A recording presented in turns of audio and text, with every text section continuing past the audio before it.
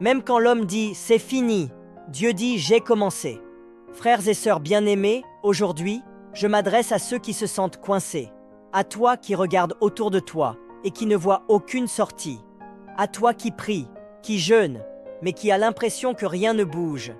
Ce message est pour toi.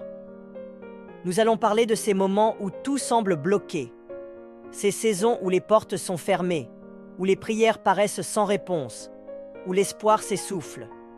Mais écoute-moi bien, il n'y a aucune situation que Dieu ne peut pas renverser. Dans 2 Rois 4, une veuve crie à Élisée « Mon mari est mort, les créanciers veulent prendre mes fils. » Elle n'avait plus rien, sauf un peu d'huile. Mais Dieu a utilisé ce peu pour faire un miracle.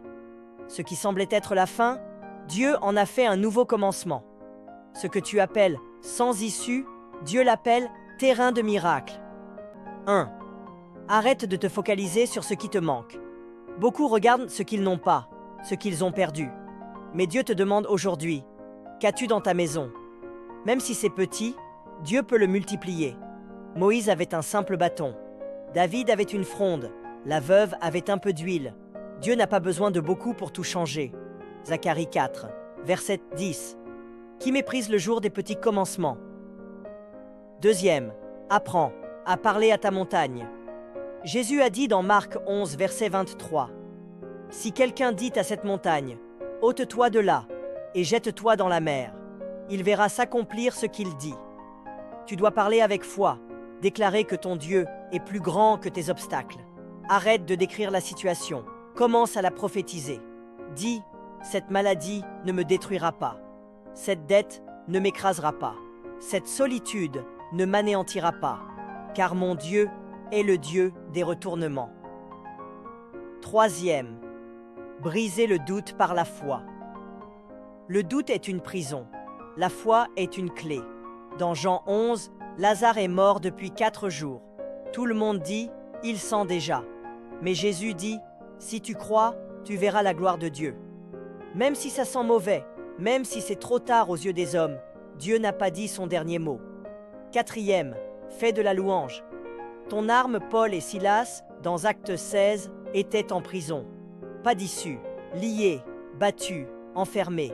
Mais à minuit, ils ont commencé à chanter, à louer. Et la prison a tremblé, les chaînes sont tombées. Quand tu loues, au lieu de te plaindre, le ciel agit. Prière, pour renverser les situations sans issue.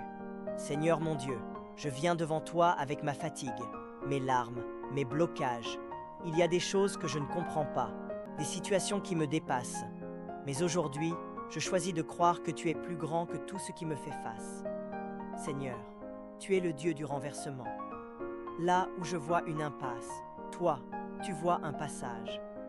Là où je vois la fin, toi, tu vois un nouveau départ. Là où les hommes m'ont abandonné, toi, tu viens à ma rencontre. Je te donne ma vie, mes luttes, mes douleurs. Je te donne ce peu que j'ai, comme cette huile dans le vase. Multiplie, Seigneur. Agis là où moi je suis limité.